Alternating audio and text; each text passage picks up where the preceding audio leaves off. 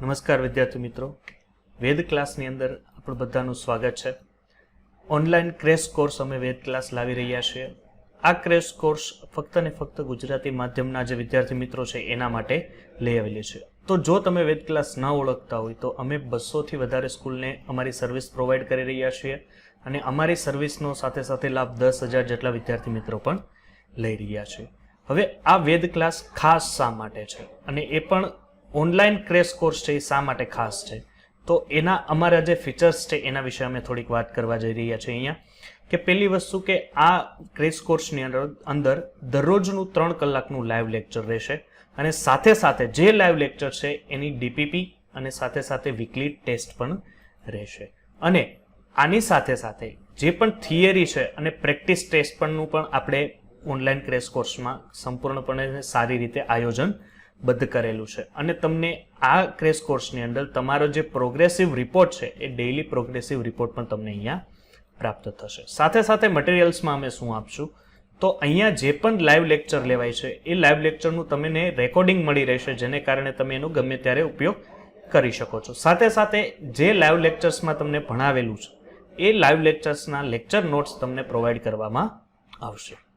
સાથે સાથે જે પણ ડીપીપી તમને આપવામાં આવી છે, જે તમે એપમાં ડીપીપી આપો છો એની તમને પીડીએફ જનરેટ થયેલી ફાઇલ પણ તમને લોકોને પ્રાપ્ત થઈ શકે છે with answer key and solution. એ ખાસ બાબત છે.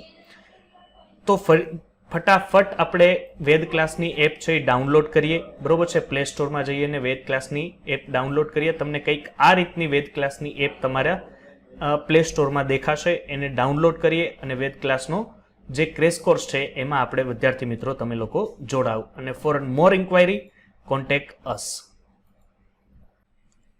જો ધ્યાન આપજો, આપણે પૃષ્ઠ રસાયણ છે, ગયા લેક્ચરમાં પૃષ્ઠ રસાયણ છે એ આપણે ક્યાં સુધી ભણેલા, આઈ થિંક કલીલ ભાર પર સોલ જેટલું ભણેલા, બરોબર છે. હવે છે કલીલમય સોલના ગુણધર્મો. કલીલમય સોલના ગુણધર્મો. તો એમાં પ્રથમ ગુણધર્મ છે એ છે સંખ્યાત્મક ગુણધર્મ. કયો છે? સંખ્યાત્મક ગુણધર્મ. હવે જો સંખ્યાત્મક ગુણધર્મ કોને કહેવાય ખબર છે? કે જે એની સંખ્યા ઉપર આધાર રાખે. એટલે કે દાખલા તરીકે સંખ્યાત્મક ગુણધર્મમાં આવે બાષ્પ દબાણમાં ઘટાડો. ધ્યાન આપજો, બાષ્પ દબાણમાં ઘટાડો, ઠાર બિંદુમાં અવનયન,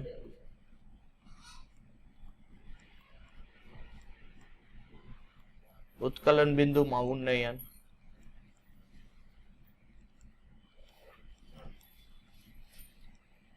કે ઠાર બિંદુમાં ઘટાડો, ઉત્કલન બિંદુમાં ઉન્નયન, અભિસરણ દબાણ. ધ્યાન આપજો, આ બધી વસ્તુ છે, ધ્યાન આપજો, આ બધી વસ્તુ છે એ સંખ્યાત્મક ગુણધર્મ છે. એટલે એમાં ચેન્જીસ તમને એમાં જોવા મળે છે. ચાલો, પછી છે આપણી પાસે સેકન્ડ છે પ્રકાશીય ગુણધર્મ. શું છે? પ્રકાશીય ગુણધર્મ. પ્રકાશીય ગુણધર્મ એટલે શું કહેવાય છે? એને બીજું નામ છે એ છે ટિન્ડલ અસર. શું છે?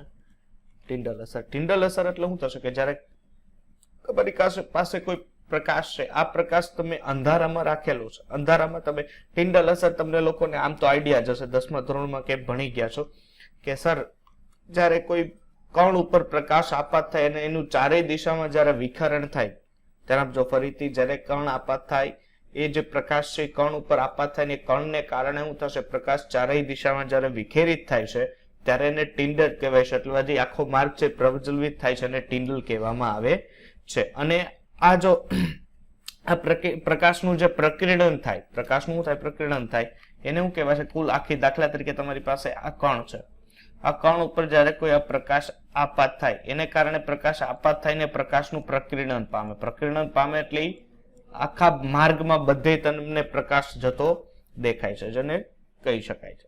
હવે ધ્યાન આપજો કે ટિન્ડલ અસર છે, આ ટિન્ડલ અસર જોવા ક્યાં ક્યાં મળે, કેવો કેવો એની ગુણધર્મ હોય કે એ ભાગમાં તમને ટિન્ડલ અસર જોઈ શકો છો. ધ્યાન આપજો કે વિક્ષેપિત કલાના કણોના વ્યાસ ઉપયોગમાં લીધેલા, ધ્યાન આપજો, વિક્ષેપિત કલાના વિક્ષેપણ અથવા પરિક્ષેપણ બે એક જ વસ્તુ થઈ. તો વિક્ષેપણ કલાના કણોનો વ્યાસ ઉપયોગમાં લીધેલા પ્રકાશની તરંગ લંબાઈ કરતા કેવો હોય છે? ઘણો ઓછો ન હોવો જોઈએ. બરોબર છે. પ્રકાશની તરંગ લંબાઈ કરતા જે કણનો વ્યાસ હોય ને, કણનો જે આ કણનો વ્યાસ છે ને, પ્રકાશની તરંગ લંબાઈ કરતા ઓછો ન હોવો જોઈએ. બીજો પોઈન્ટ કે વિક્ષેપણ કલા અને વિક્ષેપણ માધ્યમ વચ્ચે વક્રી ભવનાંકનો તફાવત વચ્ચે વધારે હોવો જોઈએ. વક્રી ભવનાંક કેવું થવું જોઈએ? વધારે થવું જોઈએ. ઓકે, એક એ પોઈન્ટ છે. પછી આપણે અહીંયા જો પછી છે આપણી પાસે બ્રાઉનિયન ગતિ. શું છે? બ્રાઉનિયન ગતિ. બ્રાઉનિયન ગતિ એટલે શું થશે ખબર છે? ધ્યાન આપો અહીંયા કે જ્યારે કલીલ કણોને અલ્ટ્રા માઇક્રોસ્કોપની નીચે અવલોકવામાં આવ્યા, બરોબર છે, આ રીતના તમને ચોપડીમાં છે જ આપણી પાસે અલ્ટ્રા માઇક્રોસ્કોપની નીચે આ રીતના મૂકવામાં આવ્યા. અહીંયા અલ્ટ્રા માઇક્રોસ્કોપ મૂક્યો ઉપર અને ઉપરથી જોવામાં આવ્યું ને,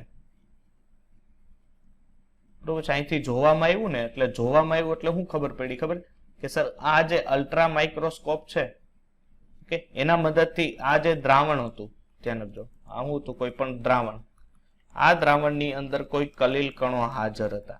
તો આ કલીલ કણો ઉપરથી જોયું ને તો એ સતત અસ્ત વ્યસ્ત ગતિ કરતા હતા. કેવા? સતત અસ્ત વ્યસ્ત વાંકાચૂકી ગતિ કરતા હતા, જેને ઝિગઝેગ ગતિ કહેવાય છે. અને આ વાંકાચૂકી ગતિને બ્રાઉનિયન ગતિ તરીકે ઓળખાય છે. અને માધ્યમના કણોના જે કલીલ કણો સાથે અથડાતા બ્રાઉનિયન ગતિ શું થાય છે? ઉદ્ભવે છે. એને અસર કરતા પરિબળો કે બ્રાઉનિયન ગતિને કોણ કોણ વસ્તુ છે અસર કરી શકે? બરોબર. જો કણોનું કદ વધતા બ્રાઉનિયન ગતિ ધીમી પડે, કારણ કે કણ અહીંયા જેમ જેમ મોટા થતા જશે એમ બ્રાઉનિયન ગતિ ધીમી પડતી જાય. બીજું કે તાપમાન વધતા બ્રાઉનિયન ગતિ વધે. દાખલા તરીકે અહીંથી હું હીટ આપું એટલે આ કણો તો ગરમ થવાના, કણો ગરમ થવાના એટલે જે પેલા એની બ્રાઉનિયન ગતિ હતી ને એની કરતા હજી બ્રાઉનિયન ગતિ વધવા લાગે. પછી છે બ્રાઉનિયન ગતિ સમય સાથે બદલાતી નથી. તે વર્ષો સુધી, મહિનો સુધી એક જ રીતની. એવું ના હોય કે જેમ થોડોક ટાઈમ જાય તો એ ધીરે ધીરે ઓછી થતી જાય, એવું હોતું નથી. એ સતત ને સતત વધતી રહેશે. ત્યારબાદ કલીલની સ્નિગ્ધતા ઓછી તેમ બ્રાઉનિયન ગતિ વધે. એટલે આ દ્રાવણ છે, આ દ્રાવણની જેમ સ્નિગ્ધતા છે, આ સ્નિગ્ધતા જેમ ઓછી હોય જાય ને એમ બ્રાઉનિયન ગતિ વધે. બ્રાઉનિયન ગતિમાં શું જોવા મળે છે? વધારો જોવા મળે છે, કારણ કે એ ધીરે ધીરે શું કરે છે? વધારે ને વધારે ચાલ્યા રાખે છે. ચાલો પછી આવો, હવે આપણી પાસે અહીંયાથી થિયરીમાંથી આગળ જોવો પોઈન્ટ છે. હવે છે બ્રાઉનિયન ગતિની અગત્યતા. બરોબર છે. તો બ્રાઉનિયન ગતિની અગત્યતા શું હશે? કે જ્યારે તમે ગતિ ઉર્જા નક્કી કરવા બ્રાઉનિયન ગતિ વપરાય. પછી એવોગેડ્રો આંક નક્કી કરવા બ્રાઉનિયન ગતિ વપરાય. પછી છે કલીલની સ્ટેબિલિટી, સ્થાયીતા માટે બ્રાઉનિયન ગતિ કલીલ કણો પર લાગતા ગુરુત્વાકર્ષણ બળનો શું કરે છે? સામનો કરે છે. આથી કણોને બેસી જતા નથી, એ સોલની સ્થાયીતા પ્રાપ્ત કરે છે. ચાલો પછી છે ઇલેક્ટ્રોફોરેસિસ. તો આપણે જો વિદ્યુતીય ગુણધર્મ ધ્યાન આપજો. દાખલા તરીકે અહીંયા યુ આકારની એક આવી નળી હોય છે, ઓકે, યુ આકારની આ રીતના નળી હોય. ઓકે, આ યુ આકારની નળીમાં દાખલા તરીકે આ સાઈડ એનોડ છે અને આ બાજુ કેથોડ છે. ઓકે, દાખલા તરીકે આપણે જોઈએ તો આ બાજુ એનોડ છે અને આ બાજુ કેથોડ છે. ઓકે, હવે જો આની અંદર કોઈ દ્રાવણ ભર્યું છે, દાખલા તરીકે આની અંદર પાણી ભર્યું છે. ઓકે, આ દ્રાવણની અંદર એક વસ્તુ યાદ રાખજો, આ દ્રાવણની અંદર કોઈ નાના નાના કલીલ કણો છે. હવે આ કલીલ કણો કાં તો ઋણ ભારિત છે કાં તો ધન ભારિત છે. ઓકે, દાખલા તરીકે જો આ કલીલ કણો, દાખલા તરીકે આ કલીલ કણો ઋણ ભારિત સોલ હોય, કેવા હોય? ઋણ ભારિત હોય, તો એ કયા તરફ આકર્ષાશે? એનોડ તરફ આકર્ષાશે કે કેથોડ તરફ? એનીવન? એનોડ તરફ આકર્ષે, કારણ કે પોતે માઇનસ ચાર્જ એટલે કેથોડ તરફ નહીં જાય. બધાનું આકર્ષણ કઈ તરફ જશે સર? એનોડ તરફ જશે, કારણ કે બીકોઝ ઓફ પોતે ઋણ ભારિત સોલ છે. કેવો છે? ઋણ ભારિત સોલ. આ જે ઘટના છે એને વિદ્યુત કણ સંચલન તરીકે ઓળખાય છે, અથવા બીજું તમે એને ઇલેક્ટ્રોફોરેસિસ તરીકે પણ ઓળખી શકો છો. બરોબર છે. એટલે વિદ્યુત કણ સંચલન અને આ છે તમારા માટે ઇલેક્ટ્રોફોરેસિસ. ચાલો હવે છે આપણી પાસે, ધ્યાન આપજો, હવેની થિયરીમાંથી ક્વેશ્ચન સારા નીકળે એવું છે. આ બધા તો સિમ્પલ સાદા એનસીઆરટી માં આવે છે એ છે. હવે તમે જે ભણ્યા પણ નથી લગભગ આઈ થિંક તમારા સિલેબસ કટ થઈ ગયો તો એને કારણે એ છે કલીલનું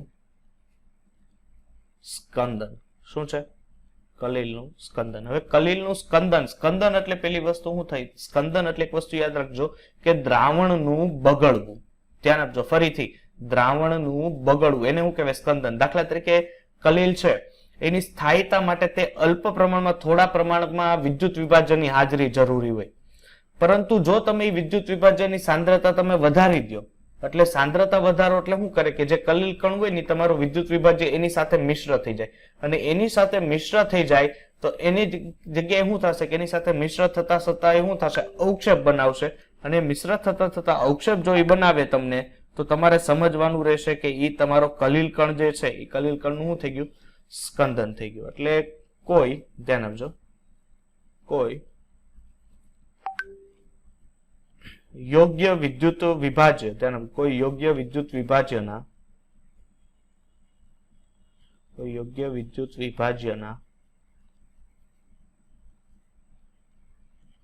ઉમેરણથી કલીલમય કણોનું, ધ્યાન આપજો, ઉમેરણથી કલીલમય કણોનું સમુચ્ચય બનીને અદ્રાવ્ય અવક્ષેપ રૂપે બનવું. સમુચ્ચય રીતે, સમુચ્ચય, એક મિનિટ, ઓકે, સમુચ્ચય રીતે અદ્રાવ્ય અવક્ષેપ રૂપે, કયા? અદ્રાવ્ય અવક્ષેપ રૂપે બનવું, તેને સ્કંદન કહેવાય છે. તેને શું કહેવાય છે? સ્કંદન કહેવાય છે. ધ્યાન આપજો. હવે દાખલા તરીકે કલીલમય માટી ધરાવતું જે નદીનું પાણી છે ને તમે દરિયામાં નાખો તો એ બે શું થયું? દ્રાવણ બગડી ગયું કે નહીં? કારણ કે ક્ષારો દ્વારા સ્કંદન થઈ ગયું. ક્ષારો દ્વારા શું થઈ ગયું? એનું સ્કંદન થઈ ગયું. હવે ધ્યાન આપજો કે આ નિયમો પ્રમાણે છે ને કે સ્કંદન એટલે શું થાય? દ્રાવણનું બગડવું. એક વસ્તુ યાદ રાખજો. અને આ જે વિદ્યુત વિભાજ્ય છે એટલે કે હું તમને જે અહીંથી હવે લાઈન લખાવું છું ને, લાઈન યાદ રાખજો, ભેજામાં રાખજો કે 1 લિટર કલીલમય, કેટલા? 1 લિટર કલીલમય દ્રાવણનું સંપૂર્ણ સ્કંદન કરવા માટે, 1 લિટર કલીલમય દ્રાવણનું સંપૂર્ણ સ્કંદન કરવા માટે જરૂરી વિદ્યુત વિભાજનના અલ્પ પ્રમાણને, જરૂરી વિદ્યુત વિભાજ્યના અલ્પ પ્રમાણને, અને આ અલ્પ પ્રમાણ લગભગ મિલીમોલમાં હોય. કેટલો હોય? લગભગ મિલીમોલમાં હોય. અલ્પ પ્રમાણને વિદ્યુત વિભાજનનું અવક્ષેપન મૂલ્ય, ધ્યાન આપજો, વિદ્યુત વિભાજ્યનું અવક્ષેપન મૂલ્ય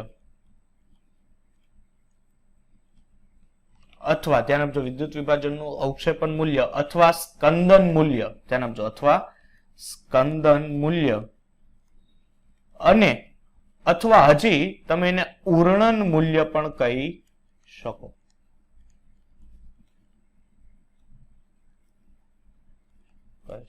આ છે ને, આ વસ્તુ તમને યાદ રહેવી જોઈએ કે 1 લિટર તમારી પાસે કલીલમય દ્રાવણ છે. આ 1 લિટર કલીલમય દ્રાવણનું જો મારે સર સ્કંદન કરવું હોય ત્યારે તમારે જે ઓછામાં ઓછો મિલીમોલ જેટલો જે વિદ્યુત પ્રવાહની વિદ્યુત વિભાજનની જરૂર પડે, આ પડતા વિદ્યુત વિભાજનના જરૂરને અવક્ષેપન મૂલ્ય, સ્કંદન મૂલ્ય અથવા ઉર્ણન મૂલ્ય કહેવાય છે. હવે બે વૈજ્ઞાનિક હતા, હાર્ડી અને સુલ્ઝ. બરોબર છે? હાર્ડી અને સુલ્ઝે છે ને તમને લોકોને એક સ્કંદન માટેની માહિતી આપી. હવે માહિતીમાં પહેલા શું હતું ખબર છે? હાર્ડી અને સુલ્ઝ, આ બે નામ વૈજ્ઞાનિક હતા. એને શું કીધું કે સોલના સ્કંદન માટે અસરકારક આયનો છે જે કલીલ કણોના વીજભાર કરતા વિરુદ્ધ વીજભાર ધરાવતા હોય છે. બરોબર છે? સોલના, ફરીથી યાદ રાખજો, સોલના, સોલ એટલે કલીલ જ થયું. બરોબર છે? સોલના સ્કંદન માટે અસરકારક ધ્યાન આપજો. સોલના સ્કંદન માટે અસરકારક આયનોએ છે કે જે કલીલ કણોના ધ્યાન આપજો, જે કલીલ કણોના વીજભાર કરતા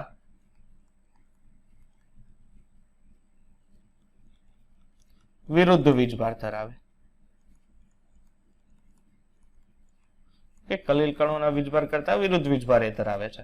સેકન્ડ છે વિદ્યુત વિભાજનની સ્કંદન શક્તિ એ સ્કંદન કરતા આયનોની સંયોજકતાના ચતુર્થ ઘાતમાં હોય છે.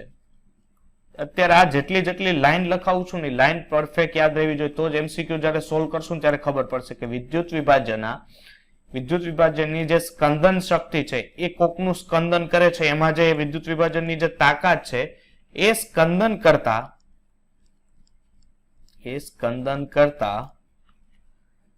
આયનોની સંયોજકતાના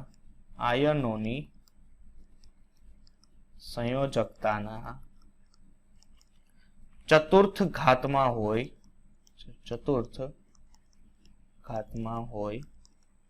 છે. ધ્યાન આપજો. હવે આપણી પાસે છે, જો તમારી પાસે એક અહીંયા ઉદાહરણ આપું, એક્ઝામ્પલ આપું. તમારી પાસે અહીંયા આર્સેનિયસ સલ્ફાઇડ છે. શું છે? આર્સેનિયસ સલ્ફાઇડ. તો આ જે આર્સેનિયસ સલ્ફાઇડ છે એ ઋણભારિત સોલ છે. કેવો છે? ઋણભારિત સોલ છે. એટલે એનો મિનિંગ કે એના ઉપર -2 ચાર્જ હાજર હશે. કેટલો? -2. હવે આનું સ્કંદન કોણ કરી શકે? બરોબર છે. આનું સ્કંદન ક્ષમતાનો ક્રમ ધ્યાન આપજો. સ્કંદન ક્ષમતાનો ક્રમ એટલે કોઈ પણ વિદ્યુત વિભાજ્ય આવી શકે. હવે એમાંથી કયો વિદ્યુત વિભાજ્ય આવી શકે ખબર? જેના ઉપર સૌથી મોટો પ્લસ વીજભાર હોય નહીં આવે, કારણ કે પ્લસ વીજભાર ને અહીંયા માઇનસ એ બે ભેગા થઈને સ્કંદન કરે એટલે દ્રાવણ બગડે. તો સૌથી પહેલા આના ઉપર આવી શકે દાખલા તરીકે Fe+3. તમને ઉદાહરણ આપ્યા હોય, બરોબર છે. Fe+3 છે, પછી બેરિયમ+2 છે અને Na+. એટલે સૌથી મોટો ધન આયન હોય ને એ આનું સ્કંદન ફટાફટ કરી શકે. દાખલા તરીકે હું તમને ઉદાહરણ આપું, ધ્યાન આપજો. ઉદાહરણ આપું તો દાખલા તરીકે બીજું ઉદાહરણ છે કે FeOH ટ્વાઇસ છે. શું છે? FeOH twice. આના ઉપર Fe+3 ચાર્જ છે. એટલે આ કયો થયો સર? આ થયો ધન ભારિત સોલ. શું થયો? ધન ભારિત સોલ. હવે ધન ભારિત સોલ છે એટલે સ્કંદનનો ક્ષમતાનું મૂલ્ય શું થાય? સ્કંદન ધ્યાન આપજો. સ્કંદન ક્ષમતાનું ક્રમ.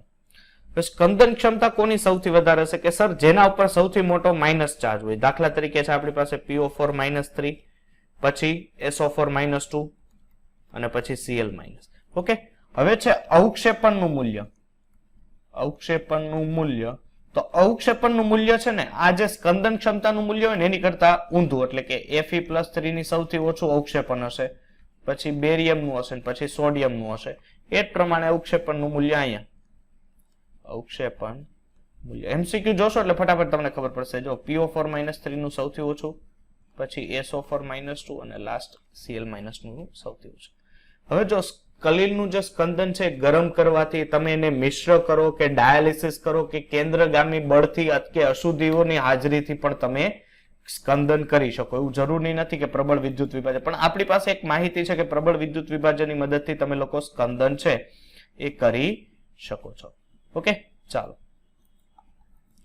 નેક્સ્ટ આપણે જોઈએ. હવે ધ્યાન આપજો. અહીંથી જે હું તમને આપું છું માહિતી એ રક્ષણાત્મક કલીલ છે. શું છે? રક્ષણાત્મક કલીલ.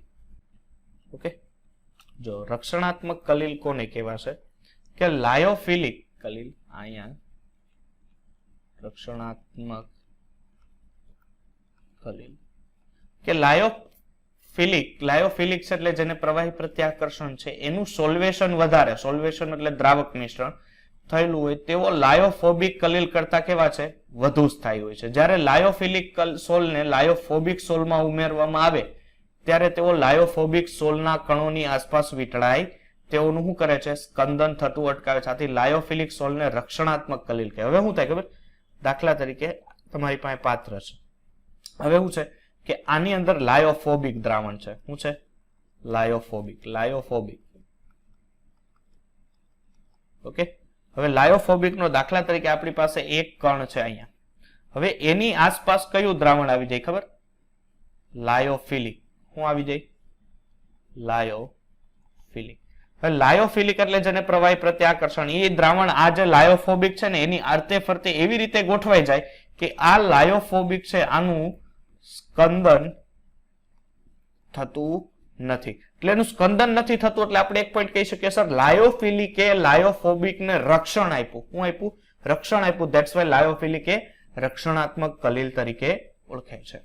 હવે જો તેઓની રક્ષણાકર્તા છે ને તરીકેની ક્ષમતા જે ગોલ્ડ નંબર અથવા કોંગો રૂબિન નંબર તરીકે પણ ઓળખાય છે. એટલે ગોલ્ડ નંબર માટે તમારે કમ્પલસરી આ વસ્તુ યાદ આપવાની રહેશે કારણ કે આ ગોલ્ડ નંબર મોસ્ટ આઈએમપી પ્રશ્ન છે પૃષ્ઠ રસાયણમાંથી, એના દાખલા આવશે. ધ્યાન આપજો. શું છે કે 10 ml ગોલ્ડના સોલમાં, ફરીથી 10 ml ગોલ્ડના સોલમાં NaCl નું 1 ml અને 10% દ્રાવણ ઉમેરતા થતું સ્કંદન અટકાવવા માટે જરૂરી રક્ષણાત્મક કલીલના મિલીગ્રામની સંખ્યાને રક્ષણાત્મક કલીલનો ગોલ્ડ નંબર કહે છે. ફરીથી એકવાર 10 ml ગોલ્ડના, જ્યારે MCQ જ્યારે આવશે એટલે હું તમને પરફેક્ટ સૂત્ર ત્યારે બધું જ આપીશ, બરોબર? અત્યારે ખાલી યાદ રાખો કે તમારી પાસે 10 ml ગોલ્ડ છે અને 1 ml NaCl નું દ્રાવણ છે. આ બેને 10% દ્રાવણમાં ઉમેરતા જ્યારે એનું સ્કંદન અટકાવે, આનું સ્કંદન થતું અટકાવે ત્યારે જરૂરી રક્ષણાત્મક જે કલીલના મિલીગ્રામની જે સંખ્યા છે ને એને ગોલ્ડ નંબર કહેવાય છે. રક્ષણાત્મક કલીલને ગોલ્ડ નંબર ઓછો તેમ તેની રક્ષણા કરવાની ક્ષમતા કેવી? વધારે. એટલે જેમ ગોલ્ડ નંબર ઓછો આવે એમ એનું રક્ષણ કરવાની ક્ષમતા કેવી? વધારે. દાખલા તરીકે જીલેટીન છે એનો આટલો છે ગોલ્ડ નંબર, બરોબર છે? એટલે જેમ ગોલ્ડ નંબર ઓછો થતો જાય, પોટેટો સ્ટાર્ચ છે એનો ગોલ્ડ નંબર ખૂબ ઓછો છે, એનો મીનિંગ કે રક્ષણાત્મક કેવા છે? ખૂબ જ ઓછા છે, બરોબર છે? કારણ કે જેમ ઓછો હશે એમ વધારે થતું જશે. ચાલો, પછી છે કોંગો રૂબિન નંબર. તો કોંગો રૂબિન નંબર એટલે શું કહેવાય? જો અહીંયા ધ્યાન આપજો કે 100 ml 0.10% કોંગો રૂબિન રંગકમાં જ્યારે તમે લોકો 0.16 ગ્રામ સમતુલ્ય KCl ઉમેરો ત્યારે જે રંગ પરિવર્તન અટકાવવા જે રક્ષણાત્મક કલીલના મિલીગ્રામની સંખ્યાને, અહીંયા શું હતું કે સર અહીં 10 ml ગોલ્ડનો સોલ હતો ને એમાં 1 ml NaCl હતું. અહીંયા શું હતું કે 100 ml 0.01% કોંગો રૂબિનનું જે દ્રાવણ હતું એની અંદર 0.16 KCl નાખો, તમે સમતુલ્ય 0.16 KCl નાખો છો ત્યારે જે રંગ પરિવર્તન અટકાવવામાં ઓછામાં ઓછું જે મિલીગ્રામની જરૂર પડે એને રક્ષણાત્મક કલીલ તરીકે કહી શકો, જેને ગોલ્ડ નંબર પર તમે કહો છો. તમે શું કહો છો? એને ગોલ્ડ નંબર તરીકે પણ ઓળખો છો. ઓકે, ચાલો પછી આની છેલ્લી થિયરી છે. એ થિયરી કઈક આ રીતની છે, એ છે pious emulsion. Okay, pious emulsion શું થશે? ચાલો ધ્યાન આપજો કે જો કલીલમય વિક્ષેપણ માધ્યમ અને વિક્ષેપણ કલા એમ બંનેમાં પ્રવાહી સ્વરૂપે હોય તો એને ઇમલ્સન કહેવાય. એટલે એની માધ્યમય કલા હોય, માધ્યમ પણ પ્રવાહી હોય અને કલા પણ પ્રવાહી હોય. દાખલા તરીકે પેલું છે તેલ પાણી, oil in water. Oil in water એટલે શું થશે કે વોટર પહેલેથી છે જ, એની અંદર ઓઇલ નાખવાનું છે. એટલે આ જે છે રેડ ભાગ એ તમારા માટે H2O છે અને બ્લેક ભાગ છે એ તમારા માટે ઓઇલ છે. એટલે અહીંયા વિક્ષેપિત કલા શું છે? તેલ, કારણ કે તમે ઉમેર્યું છે. માધ્યમ શું છે? આચું વિક્ષેપિત માધ્યમ અને આ શું થયું? વિક્ષેપિત કલા. શું થયું? વિક્ષેપિત કલા. કારણ કે શબ્દ સાંભળો, તેલમાં પાણી અથવા પાણીમાં તેલ. પાણીમાં તેલ એટલે શું છે? પાણી ઓલરેડી છે ને એમાં તમે તેલ નાખો છો એટલે વિક્ષેપણ માધ્યમ પાણી થયું. જેમ કે દૂધ છે, વેનિસિંગ ક્રીમ છે, એ બધા એના ઇમલ્સન. પછી જે પાણી તેલ એટલે તેલમાં પાણી. હવે શું થશે કે સર હવે એક થશે કે તેલનું પ્રમાણ વધારે હશે. તેલનું પ્રમાણ કેવું હશે? વધારે હશે. અને પાણીનું પ્રમાણ કેવું હશે? ઓછું હશે. એટલે પાણી શું થઈ ગયું? પાણી સર વિક્ષેપણ કલા થઈ ગઈ. અને ઓઇલ શું થયું? એક મિનિટ, ઓઇલ શું થયું સર? ઓઇલ થયું માધ્યમ. ઓઇલ શું થઈ ગયું સર? ઓઇલ છે એ માધ્યમ તરીકે વર્તે છે. ધ્યાન આપજો. પછી આવે ઇમલ્સનની તમે પરખ કેમ કરો, કે ઇમલ્સન તમે મેળવો કેમ? તો ધ્યાન આપજો, ઇમલ્સન મેળવવા માટે કે રંજક કસોટી એટલે ડાય ટેસ્ટ વાળા તમે ઇમલ્સન મેળવી શકો. કેટલાક તેલમાં દ્રાવ્ય રંજકની ઇમલ્સનમાં ઉમેરતા દાખલા તરીકે જો પૃષ્ઠભૂમિ રંગીન થાય ને એટલે કે જે એની સરફેસ છે એ રંગીન થાય તો તમારે સમજવાનું કે ઇમલ્શન તેલમાં પાણી હોય છે, અને જો રંગીન બિંદુઓ અથવા કણીઓ મળે તો ઇમલ્શન પાણીમાં તેલ છે એ મરી જવાનું. એટલે રંગ ઉપરથી ખબર પડે. જો આ ટેસ્ટ બધા ઇમલ્શન આને ક્યારે થાય ખબર છે કે જ્યારે દૂધની ને કોઈ પણ ખાદ્ય પદાર્થ છે એ ખાદ્ય પદાર્થની જ્યારે તમે લોકો શુદ્ધતા માપો ને ત્યારે આની ભાગ જોવા મળે છે. ચાલો હવે નેક્સ્ટ જો કે છે મંદન કસોટી, ડાયલ્યુશન ટેસ્ટ, કે જો ઇમલ્શનનું પાણી વડે મંદ થઈ શકે, જો ઇમલ્શનનું પાણી વડે મંદન થઈ શકે તો ઇમલ્શન પાણીમાં તેલ પ્રકારનું હોય છે. ઇમલ્શન પાણીમાં શું હોય? તેલ પ્રકારનું. જો પાણી ઉમેરેલું અલગ સ્તર બને તો તેલમાં પાણી પ્રકારનું ઇમલ્શન હોય છે. આ રીતની છે. હવે છે આપણી પાસે ઇમલ્સી બનાવટ. જો ઇમલ્શનની બનાવટની પદ્ધતિ ઇમલ્સીકરણ કહેવાય છે. જો બે પ્રવાહી, જે દાખલા તરીકે વિક્ષેપણ કલા અને વિક્ષેપણ માધ્યમ વાળા બે પ્રવાહી ને બળપૂર્વક મિશ્ર કરવામાં આવે એને શું કહેવાય છે? ઇમલ્શન મેળવી શકાય. જે કેવો છે? અસ્થાયી. અહીં વિક્ષેપિત બિંદુ એકદમ શું હોય છે? એકબીજાને નજીક હોઈને છે, અલગ સ્તર પણ રચે છે. અને જો ઘણીવાર શું થાય કે આ બે વસ્તુ મિશ્ર ન થાય ને, ધ્યાન આપજો, આ બે વસ્તુ જયારે મિશ્ર ન થાય ને એટલે તમે કોઈ બેને મિશ્ર કરવા તમે ત્રીજી વસ્તુ જો એમાં તમે એડ કરો છો તો એને શું કહેવાય છે? ઇમલ્સીફાયર કહેવાય. શું કહેવાય? ઇમલ્સીફાયર. ઇમલ્સીફાયર લગભગ સાબુ છે, આલ્કલી ધાતુના પરમાણુ, એ બધા ઇમલ્સીફાયર કહેવાય કે જે એ રીતે એનો ઉપયોગ તમે લોકો કરી શકો છો. એટલે અહીંયા છે તમારું પૃષ્ઠ રસાયણ જે છે એ પૃષ્ઠ રસાયણ દીકરા અહીંયા પૂરું થયું છે. બરોબર છે. હવે એના MCQ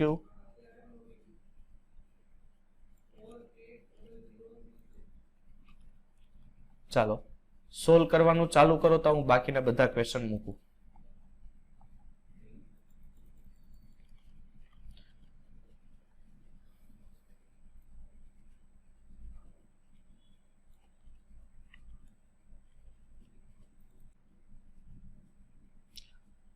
ચાલો દેખાય છે ને ભાઈ સ્ક્રીન? હા સર. ચાલો પેલામાં શું આવશે આન્સર? પેલામાં શું આવશે આન્સર? Sir D. યસ, આપણે ગ્રાફ જોયેલો હોય કે ભાઈ log x by n is equal to log k plus 1 by n into log p. તો ઢાળ એટલે y is equal to c into m into x, એટલે ઢાળ શું છે? 1 by n. ચાલો સેકન્ડ કે ઉદ્દીપનની, યસ કેશવ ઉપર સેકન્ડ આપણે જોઈ લઈએ હવે કે ઉદ્દીપનની અધિશોષણના સિદ્ધાંત અનુસાર પ્રક્રિયાનો વેગ ક્યારે વધે? કે સર ઉદ્દીપન હોય એટલે પ્રક્રિયાનો વેગ ત્યારે વધે કે જ્યારે એની સક્રિયકરણ ઉર્જા શું થાય? ઘટે. બરોબર છે. એટલે સક્રિયકરણ ઉર્જા ઘટે ત્યારે એનો પ્રક્રિયાનો વેગ વધે. આપણી પાસે બે ગ્રાફ હતા, આઈ થિંક તમને લોકોને ખબર હોય તો. એક અનુદીપ્તિ હતા, અનુદીપિત, અને એક ઉદ્દીપક વાળા, એટલે ઉદ્દીપક વાળા હતા. ચાલો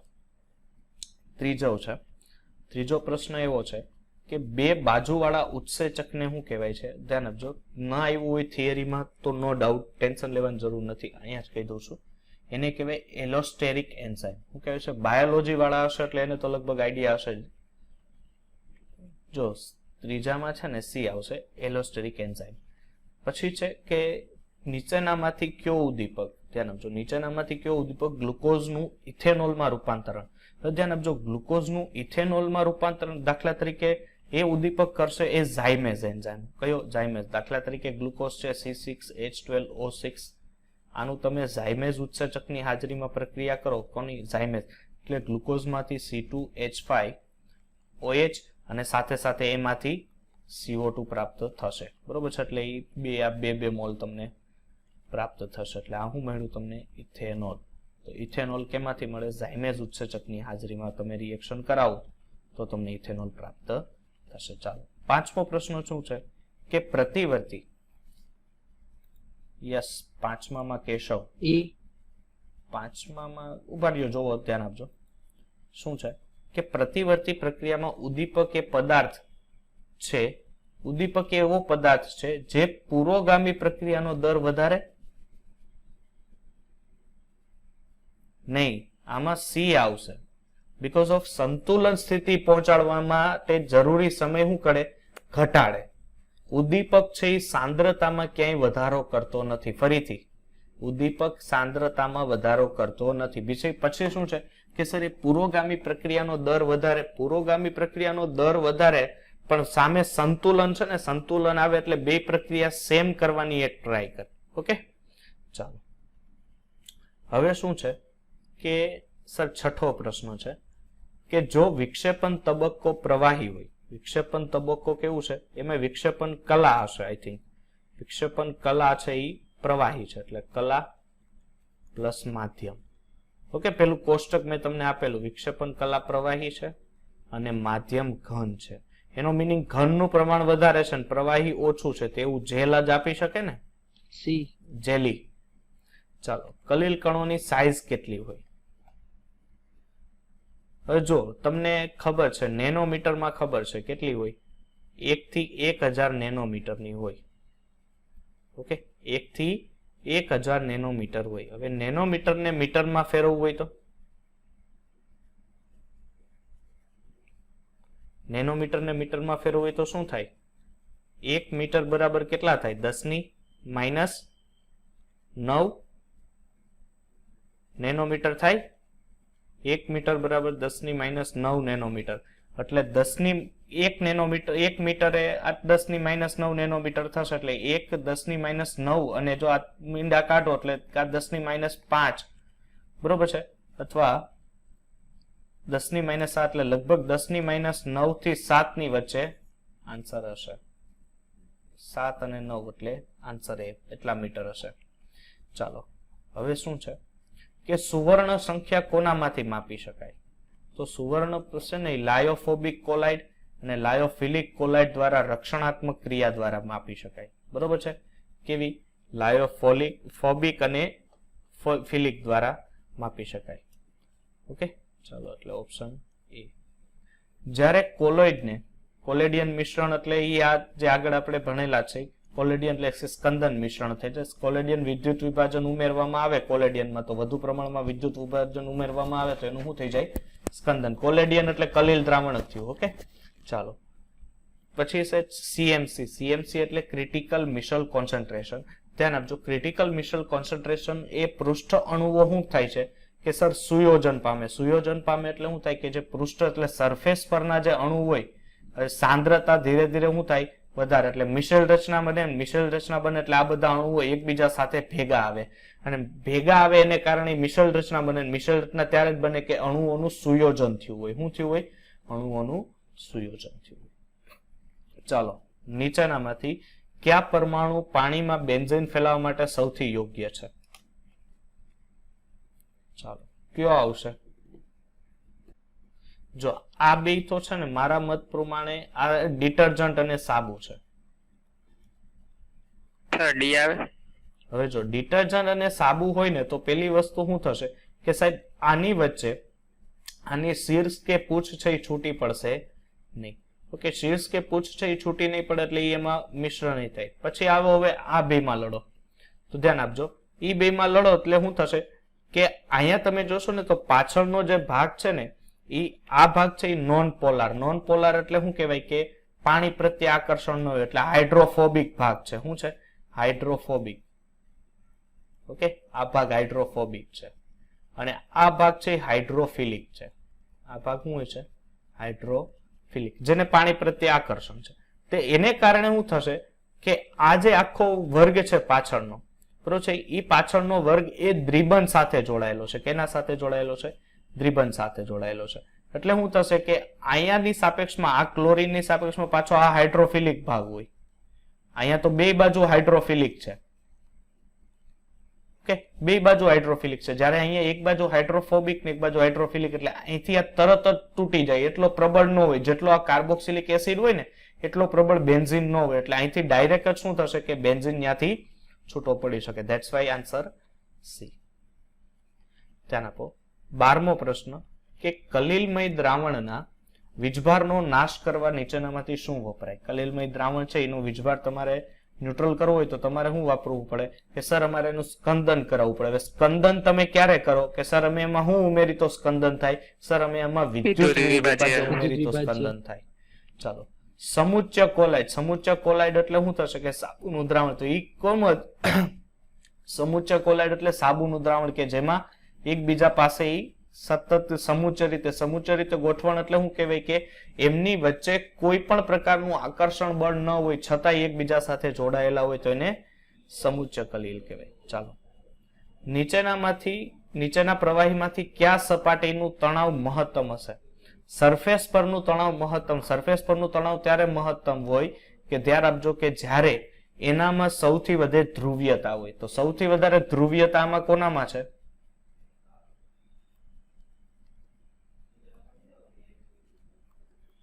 ધ્રુવીયતા સૌથી વધારે પાણીમાં હોય. ચાલો, જલીય દ્રાવણમાં ચોક્કસ સાંદ્રતાએ નીચેના પૈકી કયું મિશેલ બનાવે છે? ધ્યાન આપો, જલીય દ્રાવણમાં નીચેના પૈકી કયું મિશેલ રચના બનાવે છે? ધ્યાન આપજો, આ બનાવે ડોડોસાઇલ ટ્રાયમિથાઇલ એમોનિયમ ક્લોરાઇડ. ધ્યાન જો, એનસીઆરટી પણ તમારે કરવી જ પડશે. ઓકે, આમાં આપેલા કલીલના સ્કંદન માટે આયનની ક્ષમતા ખાલી જગ્યા ઉપર આધાર રાખે છે. ધ્યાન આપજો, સ્કંદન મૂલ્ય હોય તો વીજભારની માત્રા ઉપર, એટલે કે વીજભાર વધારે હોય ઓછો હોય, બરોબર છે, એની માત્રા ઉપર ડિપેન્ડેડ હોય છે કે કેવો વીજભાર છે. ચાલો, એક સર્ફેક્ટન્ટ નથી, બરોબર છે, આ રહેવા દો, ક્વેશ્ચન જીનો છે. ચોક્કસ સાંદ્રતાએ, ધ્યાન આપજો, ચોક્કસ સાંદ્રતાએ નીચેના પૈકી કયું ધન આયોનિક મિશેલ બનાવે છે? તો ધન આયોનિક મિશેલ બનાવે, બરોબર છે, તો સોડિયમ એસિટેટ. સોડિયમ એસિટેટ એટલે CH3COO- Na+, બરોબર છે. આ સોડિયમ એસિટેટ એ ધન આયન મિશેલિક રચના બનાવે, કારણ કે પાછળના ભાગમાં આમ હોય અને ડાયરેક્ટ છેલ્લે COO- અને Na+ એટલે સાબુ વાળું આ રચના બનાવે છે, એટલે સોડિયમ એસિટેટ. એક ઉદ્દીપક, ધ્યાન આપજો, એક તમારી પાસે ઉદ્દીપક આપ્યો છે. એ ઉદ્દીપક શું થાય કે પરમાણુ પ્રક્રિયા અપનાવી સરેરાશ ગતિશક્તિ વધારે નહીં, સક્રિયકરણ ઉર્જા વધારે ના, પ્રક્રિયાની ક્રિયાવિધિમાં ફેરફાર કરે, ડિપેન્ડન્ટ ક્રિયાવિધિ નહીં કરે, પરંતુ એ શું કરે કે પ્રક્રિયા આપતી ઘટકોની ટકરાવાની આવૃત્તિ વધારે. યસ, મેં તમને સમજાવેલું કાલે કે A અને B છે.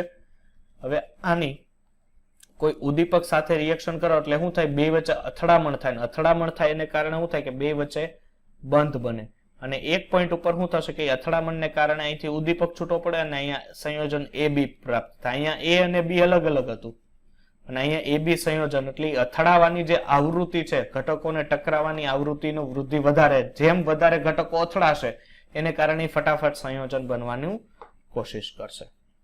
ઓકે, ચાલો, પછી છે કે નીચેનામાંથી ઉદ્દીપક માટે કયું વિધાન સાચું નથી એવું પૂછ્યું છે.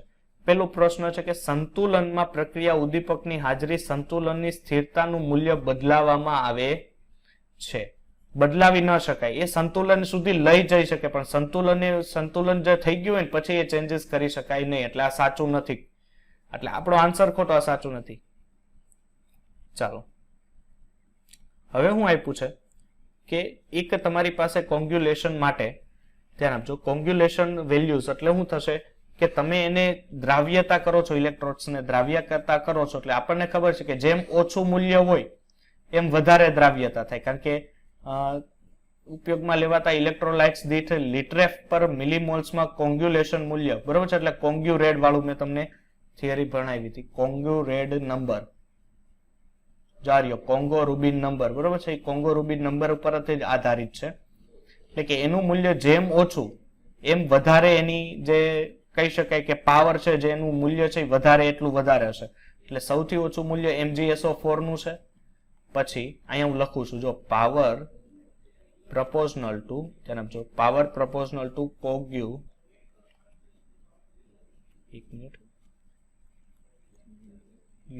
કોંગ્યુલેશન વેલ્યુ અથવા મૂલ્ય, કોંગ્યુલેશન મૂલ્ય એટલે જેમ વધારે, પછી છે બેરિયમ ક્લોરાઇડ અને પછી છે NaCl, એટલે 3 to 1 આન્સર સી. ધુમ્મસ એ કયા પ્રકારનું કલીલ દ્રાવણ છે? તો ધુમ્મસ એ છે ને, ધ્યાન આપજો, પ્રવાહીનું વાયુમાં રૂપાંતરણ, એ પ્રકારનું પેલું કોષ્ટક હતું, એ કોષ્ટક ઉપરથી તમને લોકોને ખબર પડી જશે. ચાલો, હવે છે નીચેના પૈકી અધિશોષણની ઘટના સાથે સંકળાયેલું છે. અધિશોષણ એટલે શું થાય કે સરફેસ ઉપર ફટાફટ આવે. હવે સરફેસ ઉપર ફટાફટ કોઈ પણ વાયુઓ જ્યારે આવે ત્યારે આપણને ખબર છે કે પ્રક્રિયા આપમેળે ક્યારે થાય કે જ્યારે ડેલ્ટા જી ઋણ હોય, ડેલ્ટા એચ ઋણ હોય અને ડેલ્ટા એસ પણ શું હોવો જોઈએ? ઋણ હોવો જોઈએ. એટલે બધા મૂલ્ય ઋણ હશે તો જ આ અધિશોષણની ઘટના સારામાં સારી જોવા મળે. ચાલો, કલીલનો કયો ગુણ કલીલ પરના વીજભાર પર આધારિત નથી કે એના ઉપર આધારિત ન હોય? તો એ છે ટિન્ડલ અસર. બાકી આ બધું ઓસ્મોસિસ, કંદન એ વીજભાર ઉપર આધારિત, ઇલેક્ટ્રોફોરેસિસ એના ઉપર ધન કે ઋણ વીજભાર ઉપર આધારિત, પણ ટિન્ડલ અસર છે વીજભાર ઉપર આધારિત નથી. ચાલો, કલીલનો કયો ગુણધર્મ કલીલના વીજભાર, આ એની પ્રશ્ન આવી ગયો કે નહીં? કોપી છે એ નહીં. ચાલો નેક્સ્ટ આવી જાઓ. તો ફ્રુન્ડલીચ અધિશોષણમાં 1/n એનું મૂલ્ય કોનાથી કોના વચ્ચેનું હોય? તો 1/n નું મૂલ્ય 0 થી 1 ની વચ્ચેનું હોય. યાદ રાખજો, મેં કીધેલું જો 0 હોય તો અધિશોષણ દબાણથી સ્વતંત્ર થઈ જાય, બરોબર છે. 1 હોય તો એ દબાણ સાથે સમપ્રમાણમાં હોય. એટલે n નું મૂલ્ય 0 થી 1 વચ્ચેનું રાખેલું છે. ચાલો, એન્ઝાઇમ ઉદ્દીપક. એન્ઝાઇમ ઉદ્દીપક તમને લોકોને ખબર છે તાળું કૂચી વાળું? આપણે કેમિસ્ટ્રી એન્ડ એવરીડે લાઈફમાં એ તાળું કૂચી વાળું બંધારણ આવશે. યસ, ધ્યાન આપજો. એન્ઝાઇમ ઉદ્દીપક એ નીચેનામાંથી કયું વિધાન ખોટું છે? કે ઉત્સેચકો મોટા ભાગે પ્રકૃતિના પ્રોટીન જ હોય છે. હા, બસ સાચું છે, કારણ કે ઉત્સેચકો એને જ કહેવાય કે જે જૈવ રાસાયણિક પ્રક્રિયામાંથી મેળવાતા હોય. પછી એન્ઝાઇમ ક્રિયા એ ચોક્કસ છે, પરફેક્ટ એન્ઝાઇમ ક્રિયા હોય. કારણ કે તમે લોકો કોઈ પણ તમારી શરીરમાં કોઈ ખામી છે કે એવી વસ્તુ છે ત્યારે તમે કોઈ ચોક્કસ પ્રકારની દવા લ્યો છો જેને કારણે એ તમારા શરીરમાં રહેલી ખામીઓને શેધ કરે છે. એટલે એ સાચું છે. પછી છે કે ઉત્સેચકો જે છે, ઉત્સેચકો એ અલ્ટ્રાવાયોલેટ કિરણો દ્વારા અને ઉચ્ચ તાપમાને થાય છે. પરફેક્ટ છે, એ સાચું વિધાન છે કે ઉત્સેચકો મહત્તમ તાપમાને ઓછામાં ઓછા પ્રતિક્રિયાશીલ હોય છે. એ વિધાન ખોટું છે. એવું જરૂરી નથી, એ ક્રિયાશીલ પણ હોઈ શકે, પ્રતિક્રિયાશીલ હોઈ શકે એવું નથી. કારણ કે આપણા શરીરનું જ્યારે ટેમ્પરેચર વધે છે બરોબર, એટલે શરીરના તાપમાનના ફેરફાર હોય છતાંય દવાઓ તમે એન્ઝાઇમ્સ લ્યો તો એ આપણને સારી એવી અસર કરે છે. ચાલો, લાયોફિલિક કલીલની રક્ષણ ક્ષમતા શું થાય? સુવર્ણ આંક ઉપરથી તમે રજૂ કરવામાં આવે છે. સ્કંદન મૂલ્ય એટલે તો બગડવું થાય. તમારું રક્ષણ આપવું હોય એટલે ઓબ્વિયસલી તમે અહીંયા શું કહી શકો? સર, રક્ષણ આપવા માટે આ મૂલ્ય જરૂરી છે. ચાલો, જો x એ અધિશોષિતનો જથ્થો હોય, m એ અધિશોષક હોય, એટલે આ કુલ અધિશોષણ થયું. ક્લિયર છે? તો અધિશોષણ પ્રક્રમ નીચેનામાંથી કયો સંબંધ સંકળાયેલો નથી?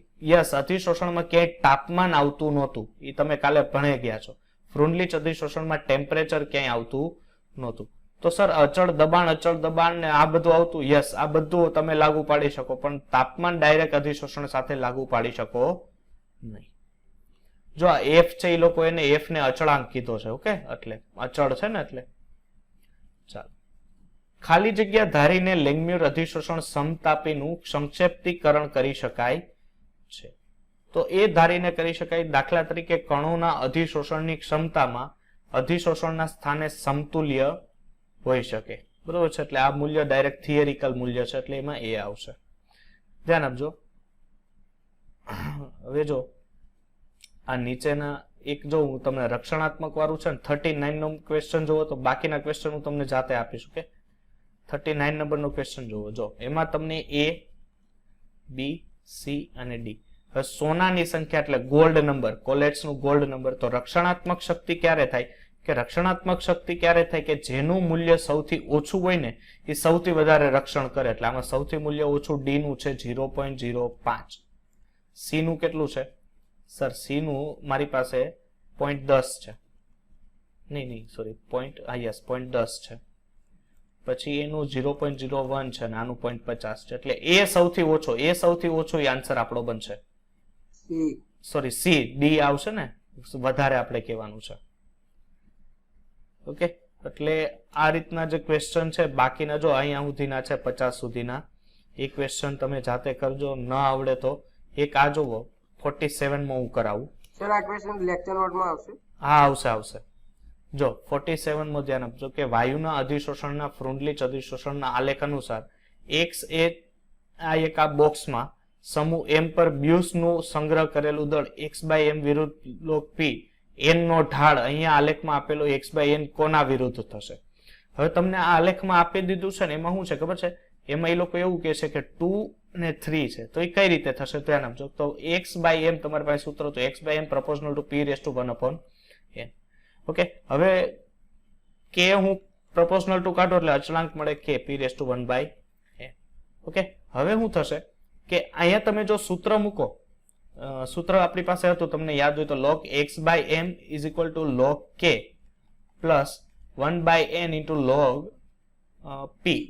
ઓકે, ચાલો હવે શું થશે કે આ પોઈન્ટ આવું જોશો તો તમારો ઢાળ છે, ઢાળ તમારો ગ્રાફ છે સ્લોપ શું થયો કે 2/3 થયો, 2/3.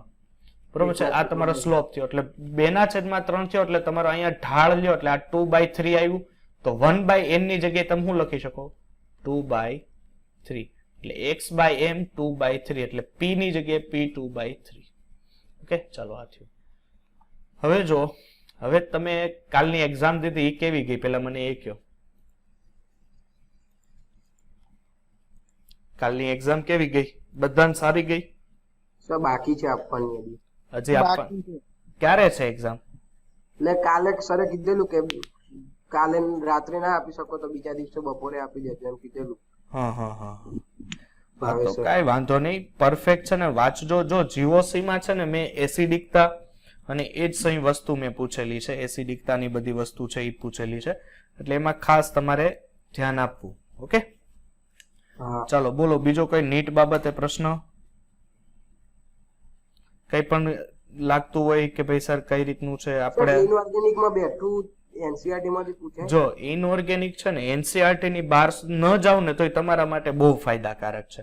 કારણ કે શું છે કે એનસીઆર એમાં શું છે કે બીજી રિએક્શનો એટલી બધી બહારથી આવશે નહીં ઇનઓર્ગેનિકમાં, અને એટલું બધું ઇનઓર્ગેનિક બહારનું કરશો ને તો તમે બહુ અટવાઈ જશો. કારણ કે ઇનઓર્ગેનિક એવડું મોટું છે ને સાથે સાથે આપણે ઇનઓર્ગેનિકનું એ છે કે એમાં એક્સેપ્શન એટલા હશે એટલે તમે કેટલા કપ્પા યાદ રાખશો. બરોબર છે, મહત્વનું દાખલા તરીકે એસ બ્લોક પકડો, પી બ્લોક પકડો, ડી બ્લોક, એમાં બધામાં એક્સેપ્શન છે એટલા અપવાદ એટલા બધા હશે એટલે તમે લોકો અટવાઈ જશો. એટલે એની કરતા સાપેક્ષ છે ને એ પકડો જ નહીં. એટલે ઇનઓર્ગેનિક એનસીઆરટી ની બહાર નહીં જવાનું, એનસીઆરટી ના સ્વાધ્યાયના પ્રશ્નો ની બધું છે ને બધું ક્લિયર કરી નાખવાનું એટલે તમારું ક્લિયર થઈ. ફિઝિકલમાં દાખલા વધારે પૂછે કે થિયરી? ફિઝિકલમાં દાખલા આવશે, અને દાખલા છે ને મેક્સિમમ એવી બધી હાઈ ગણતરી વાળા નહીં હોય. બરોબર છે, એટલે એ ટેન્શન ન લેવું કે બહુ મોટો ભાગાકાર કે બહુ મોટો ગુણાકાર. જો લોગ હશે ને તો એમસીક્યુ માં લોગ આપ્યો હશે એટલે એ ટેન્શન નહીં તમારે ન લેવાનું હોય. ઓકે, લોક ટેબલ માગવાની મગજમારી કેવી કોઈ તમારે ન, કારણ કે એ બધી વસ્તુ તમને આપી. મેક્સિમમ જો દાખલા તરીકે લગભગ મને યાદ છે ત્યાં સુધીમાં મેક્સિમમ ગણતરી એક આ હતી. જો પાછળના હવે તમને શું આપ્યું હોય ખબર, ડેલ્ટા જી આપ્યો હશે, એન તમને હોય ફેરાડે તો તમને ખબર હોય 96,500 અને ઈ સેલ મેળવવાનું કે, એટલે આવી નાની મોટી ગણતરી હોય, બહુ મોટી ગણતરી ન હોય.